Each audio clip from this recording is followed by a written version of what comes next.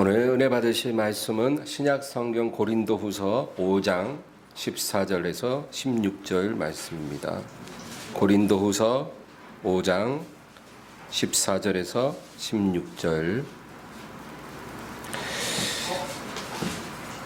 14절부터 16절까지 다 같이 읽겠습니다.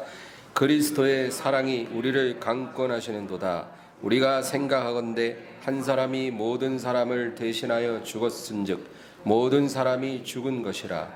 그가 모든 사람을 대신하여 죽으심은 살아있는 자들로 하여금 다시는 그들을 자신을 위하여 살지 않고 오직 그들을 대신하여 죽었다가 다시 살아나신 이를 위하여 살게 하려 함이라. 그러므로 우리가 이제부터는 어떤 사람도 육신을 따라 알지 아니하노라. 비록 우리가 그리스도도 육신을 따라 알았으나 이제부터는 그같이 알지 아니하노라. 아멘. 할렐루야.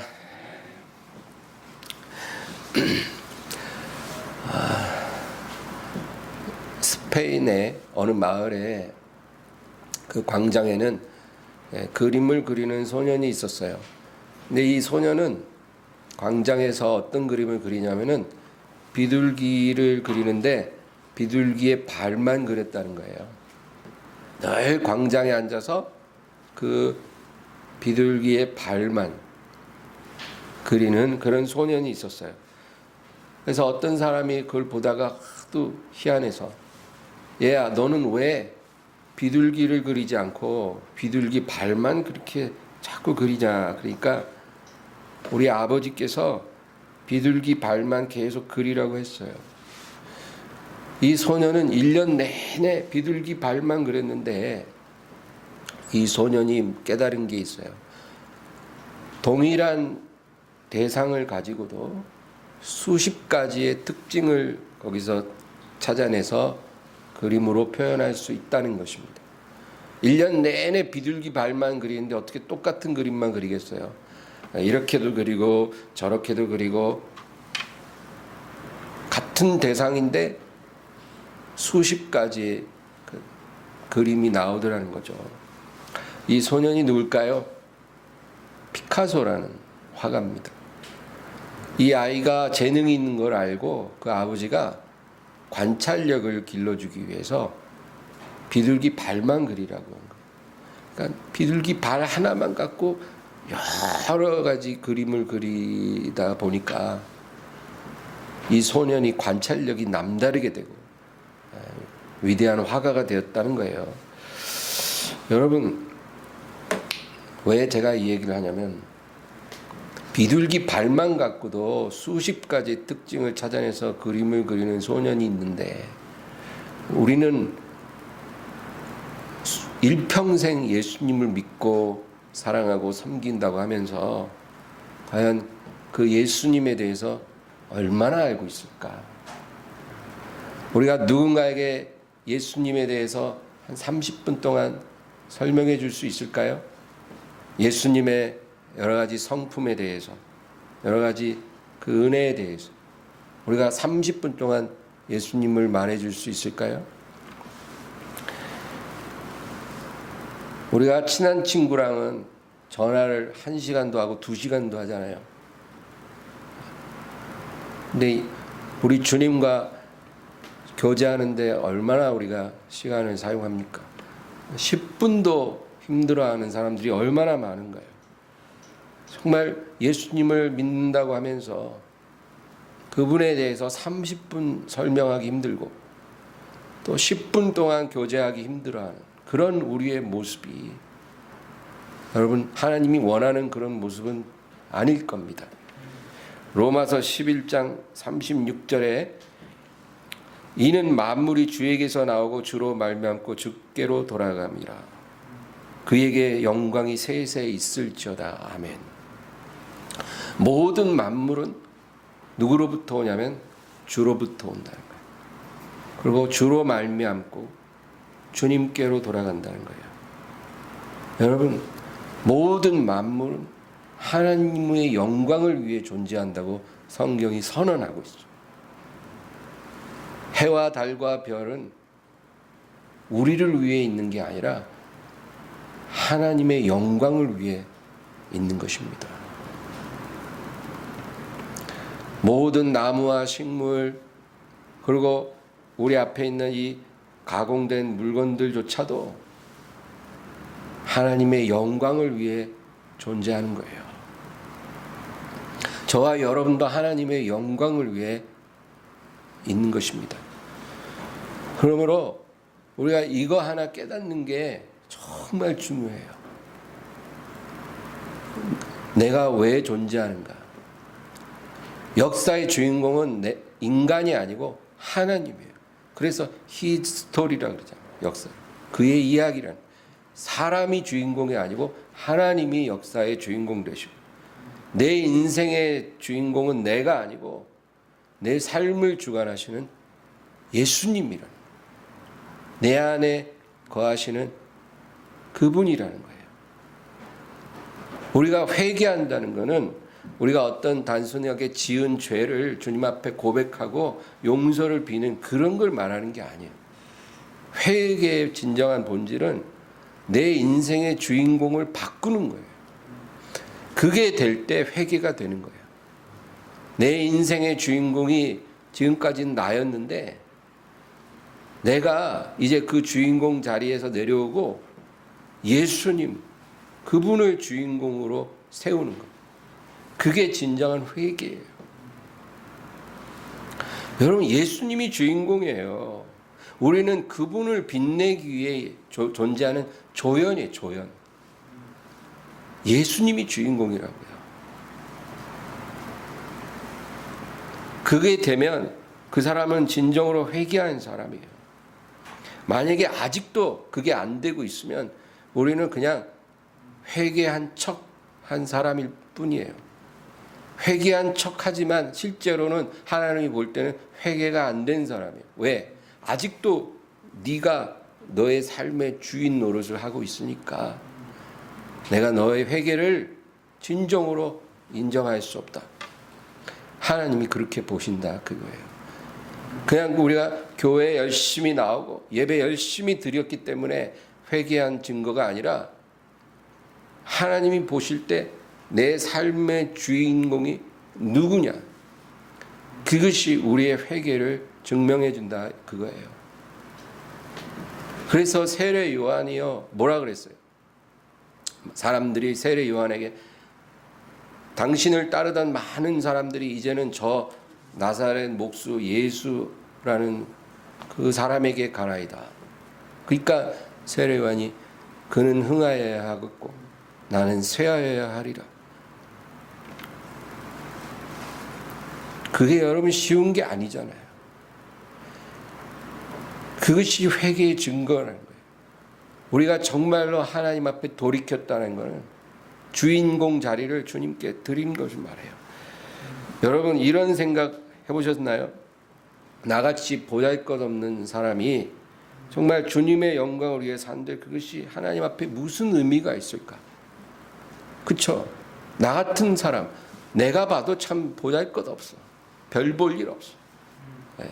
그런데 내가 하나님의 영광을 위해서 산들, 내가 하나님께 드리는 모든 그런 것들이 그분께 무슨 의미가 있을까? 마치 어떤 사람이 시간제 알바를 해가지고 돈을 벌어서 10만 원짜리 선물을 하나 사가지고 세계에서 가장 부유한 사람에게 그 선물을 보낸 거예요. 그러면 어떤 생각이 들까요? 내가 보낸 이 선물을 그 사람은 알긴 할까? 그리고 그 사람이 그 선물을 받았다고 해서 좋아할까? 기뻐할까? 아마 아닐 수도 있을 거예요. 그러니까 우리는 하나님도 그렇게 생각할 수 있어요. 내가 드리는 이 예배가, 내가 드리는 이 찬송이 하나님께 어떤 의미가 있을까? 오늘 이 시간에도 여러분 집에서 나와서 이 더운 날씨에 교회에서 앉아 예배를 드리는데 우리 각 사람이 지금 드리는 이 예배가 우리 주님 앞에는 정말 어떤 의미가 있을까? 제가 답을 말씀드리자면 의미가 있어요. 예. 아주 큰 의미가 있습니다. 여러분, 아무 의미 없는 그런 존재를 살리겠다고 자기 아들을 희생시키는 바보가 있을까요? 없죠. 여러분, 하나님은 바보가 아니에요. 하나님이 어떤 행동을 하실 때는 다 그만한 이유가 있는 거예요. 그런데 하나님이 누군가를 살리기 위해 자기 아들을 희생시켰어요. 그런데 그 살리고자 한 사람의 명단에 저와 여러분의 이름이 있다라는 거예요. 여러분, 우리는 우리가 원해서 구원받은 게 아니에요. 우리가 구원을 찾아서 쟁취한 게 아니라고요.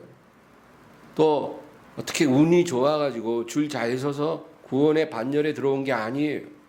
성경에는 분명하게 만세 전부터 너희를 택정하시고 너희를 부르신 하나님. 그러니까 저와 여러분의 이름 하나하나를 우리가 나기 전부터 알고 계시고 우리가 이 세상에 오기 전에 우리를 택하셨다고 성경이 분명하게 말하거든요. 그러니까 우리 이름은 우리가 이 세상에 오기도 전에 이미 하나님의 책에 기록이 되어 있었다는 거예요. 그리고 아직 태어나지도 않은 그 이름들, 그 영혼들을 구원하기 위해 2000년 전에 하나님의 아들이 희생되셨다는 거예요. 하나님이 그런 일을 하실 때는 그만한 이유가 있기 때문에 그런 거 아닙니까? 분명한 거는 우리가 그만한 가치가 있다는 거예요. 우리가 어떻게 하나님의 마음을 다 알겠어요? 우리가 하늘의 높이를 아나요? 예? 얼마 전에 세계적인 부자들이 돈을 2억 얼마를 내고 우주 체험을 한다고 하는데 사실은 우주 체험이 아니라 지상에서 80km 정도 올라갔다가 잠깐 내려온 거래요. 한 몇 분 정도. 근데 하늘의 높이가 얼마나 높은지 우리는 몰라요. 우리 바닷물의 양이 얼만큼 되는지 우리는 몰라요. 그것도 모르는데 우리가 하나님을 얼마나 알겠어요. 그러나 분명한 사실은 하나님께서 우리를 굉장히 중요하게 여긴다는 거예요. 우리를 가치 있게 보신다는 거예요. 그렇지 않고는 외아들을 우리를 위해 내주실 리가 없다라는 것입니다. 할렐루야.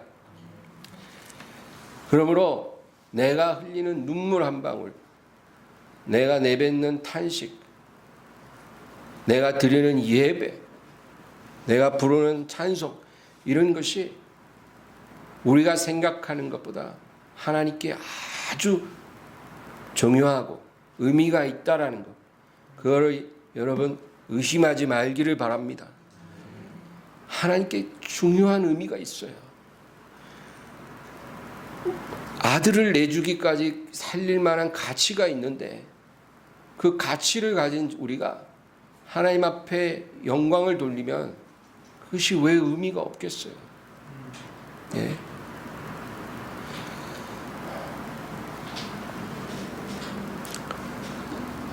아기가 병에 걸려서 거의 죽을 수밖에 없는데 기적과 같이 살았어요.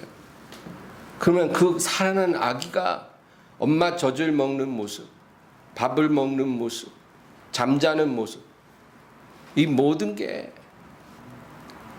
다 의미가 있는 거예요, 부모에게는. 그렇죠?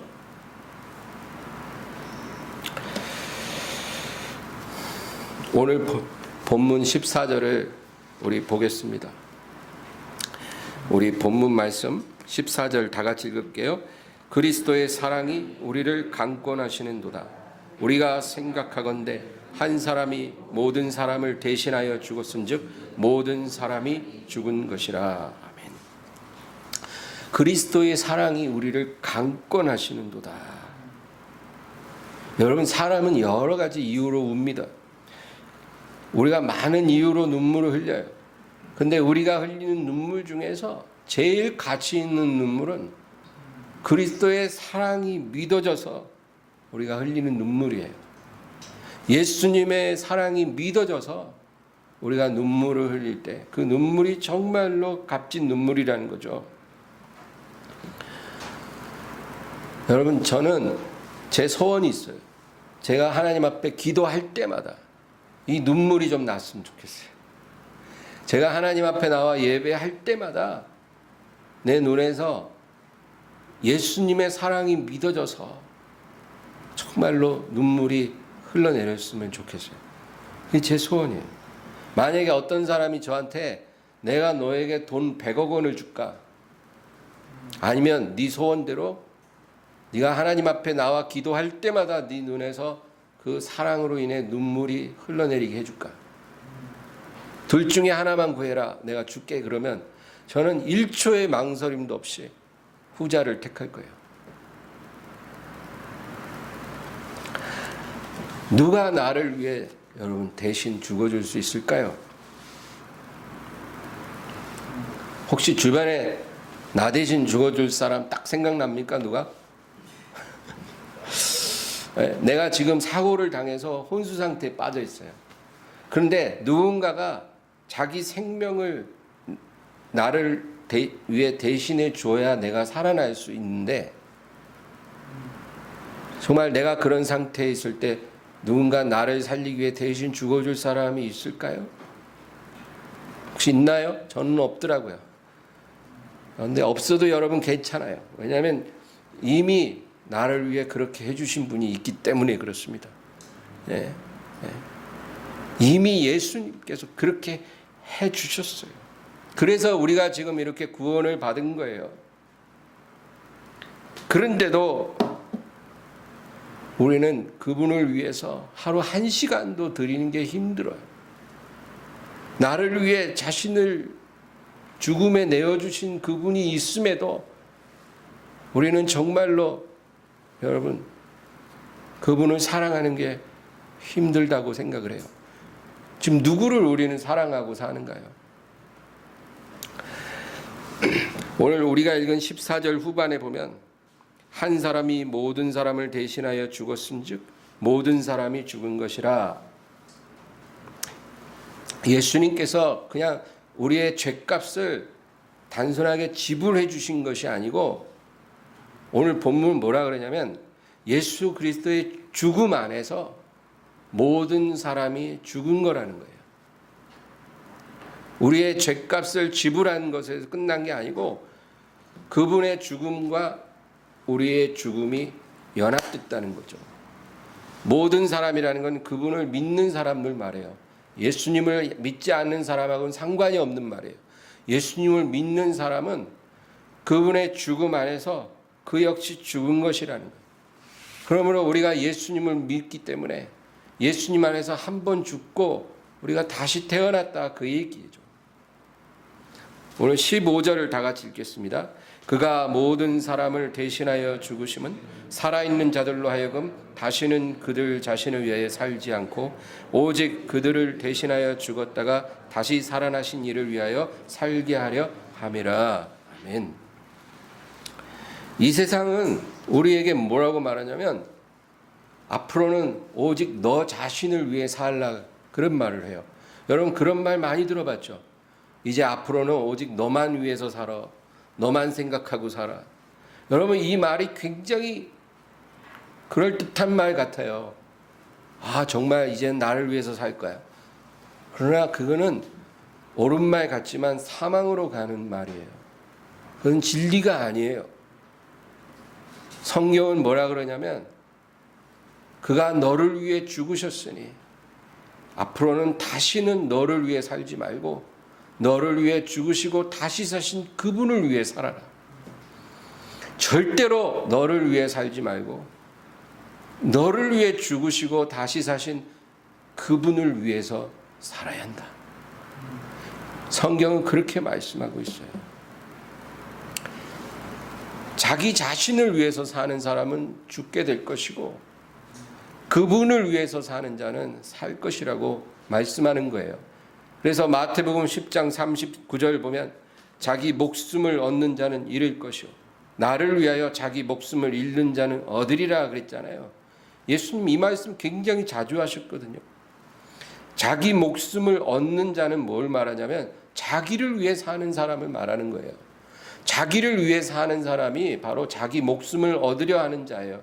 그런데 잃을 것이고 나를 위해 자기 목숨을 잃는 자, 이 사람은 주님을 위해서 살려고 하는 사람이에요. 그 사람은 얻으리라. 여러분 이게 진리예요.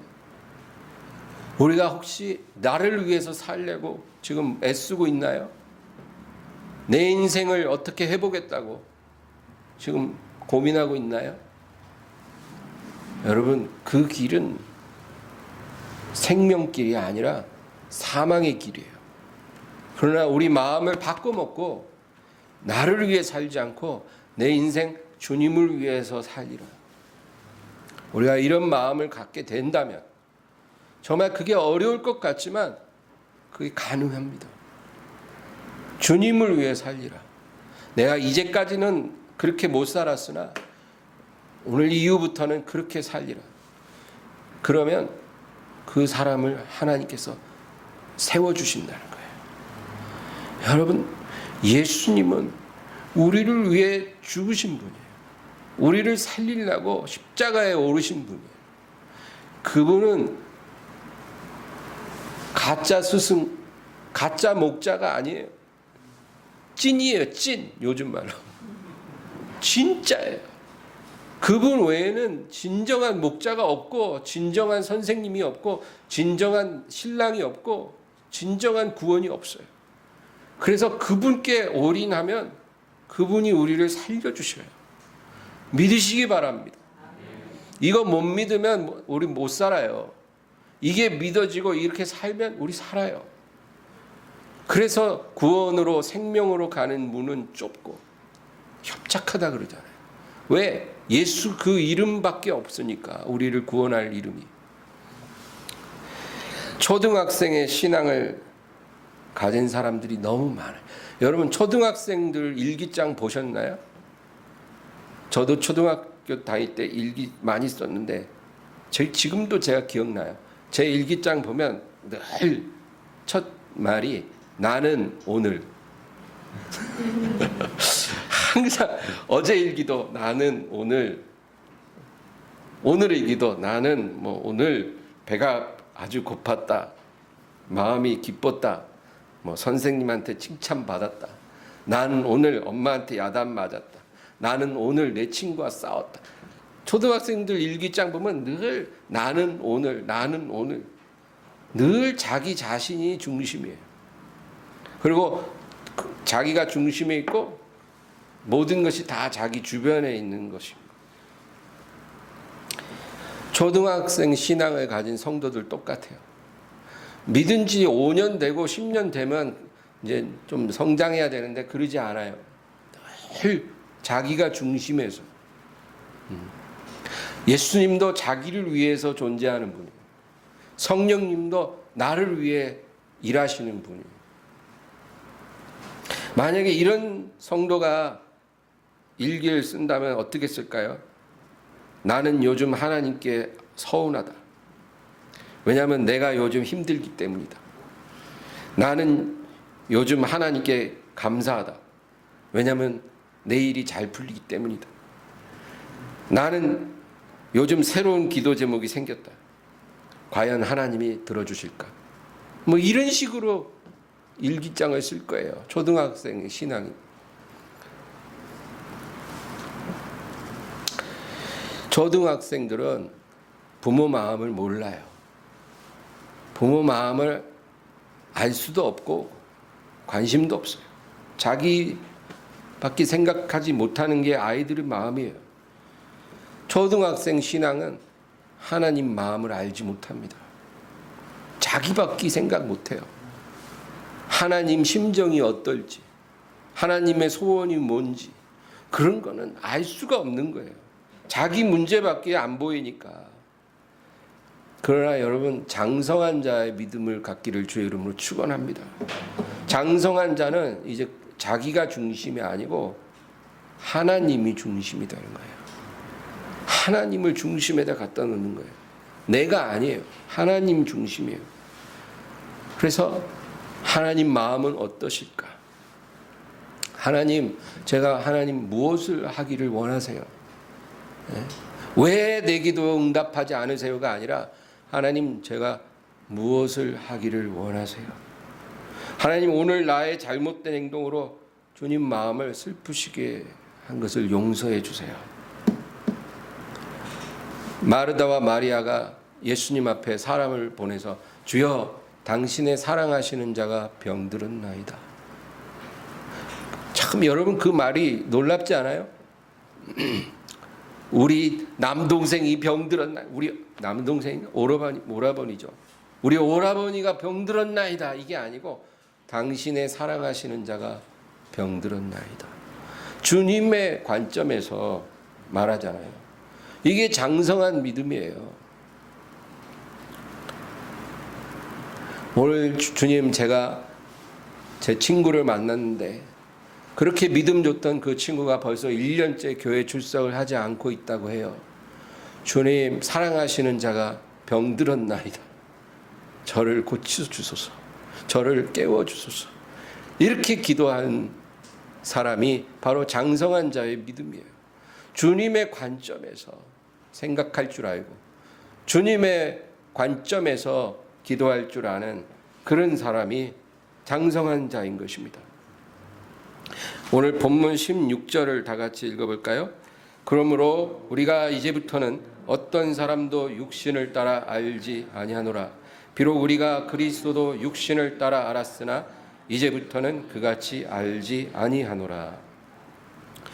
우리가 예전에 다른 사람들을 육신을 따라 알았다고 하는 것은 뭘까요?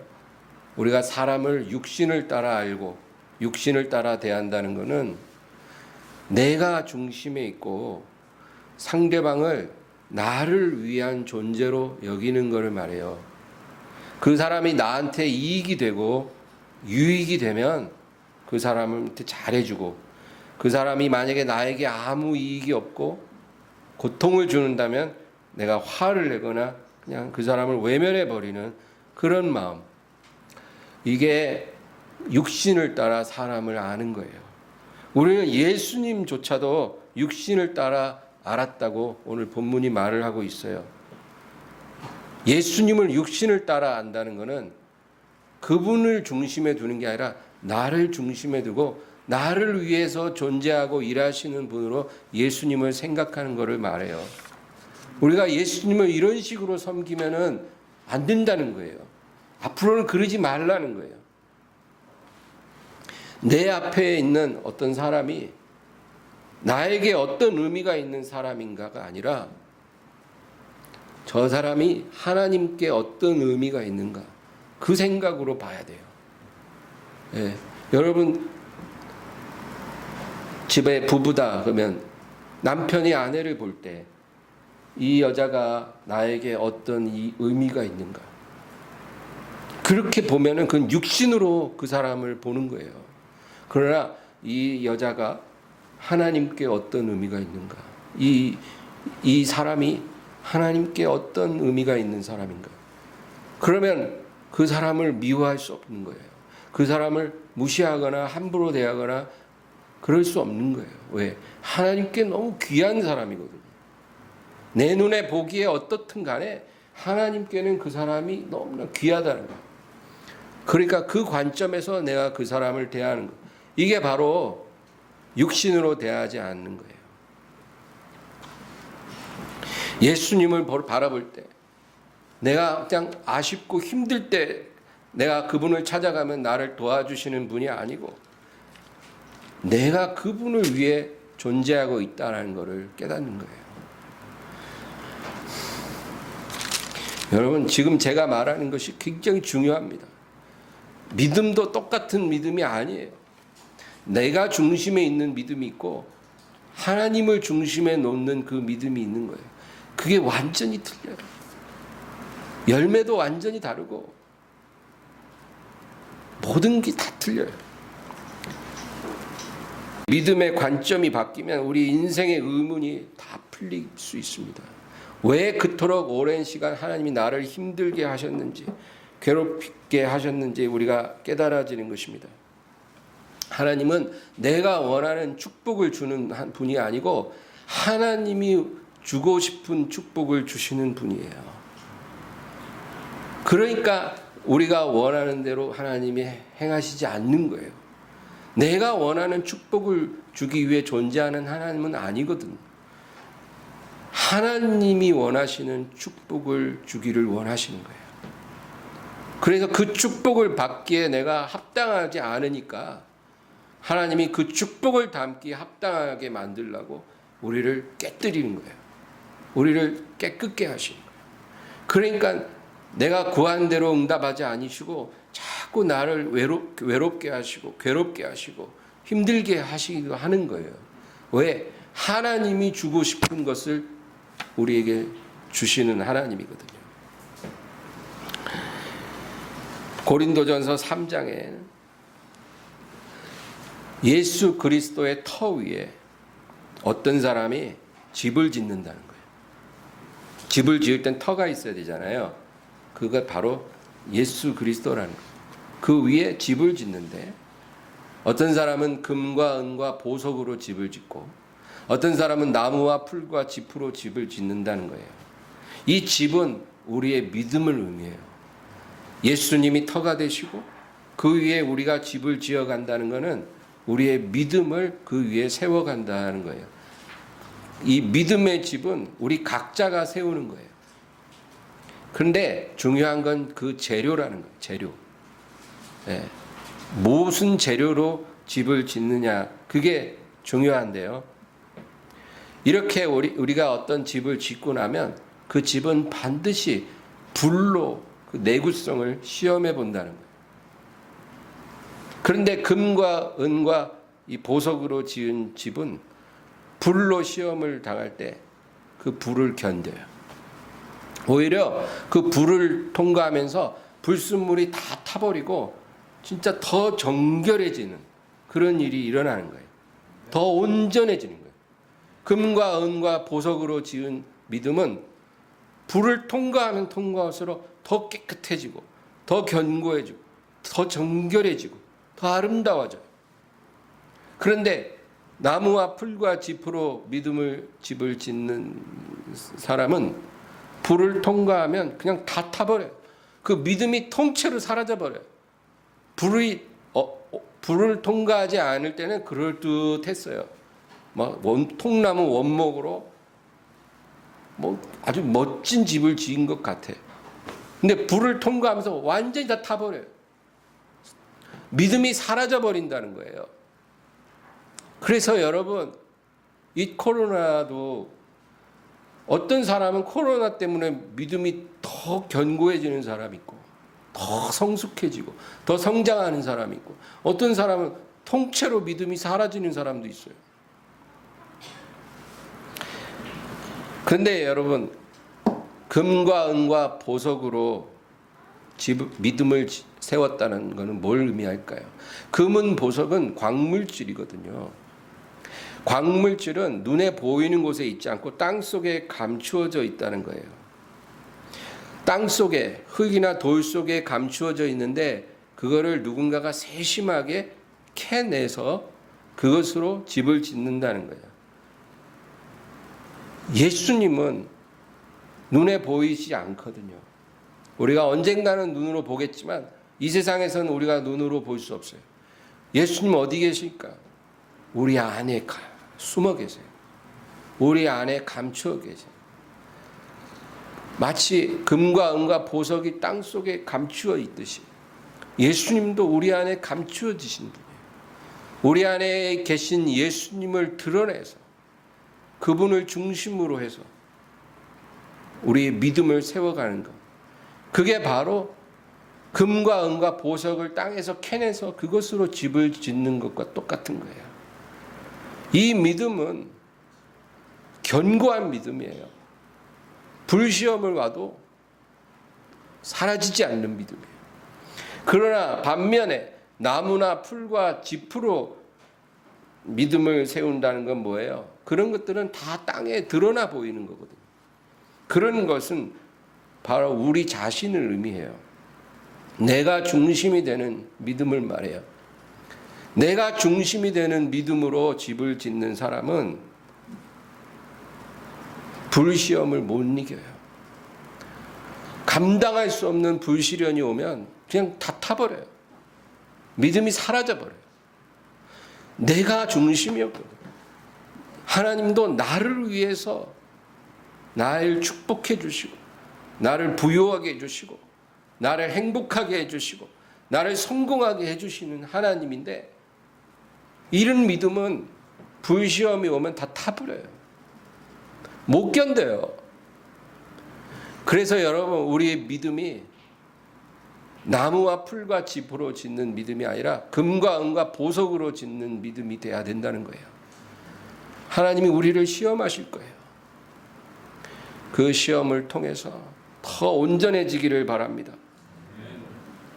다시는 너 자신을 위해 살지 말고 너를 위해 죽으시고 다시 사신 그분을 위해서 살아라.